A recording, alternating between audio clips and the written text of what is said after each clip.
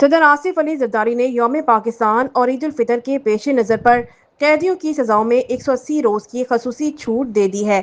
صدر مملکت نے سزاؤں میں کمی کی منظوری آئین کے آرٹیکل 45 کے تحت دی۔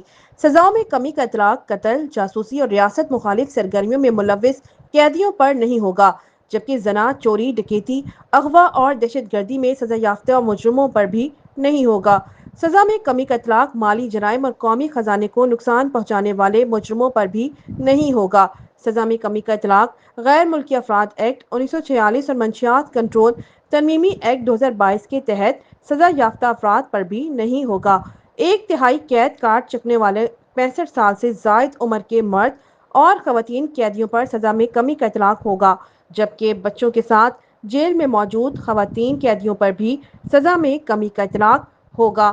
ایک تہائی سزا کاٹ چکنے والے 18 سال سے کم عمر افراد پر بھی سزا میں کمی کا اطلاق ہوگا۔ یوم پاکستان اور عید الفطر کے پیش نظر قیدیوں کی سزاؤں میں خصوصی چھوٹ کا اعلان کیا گیا ہے۔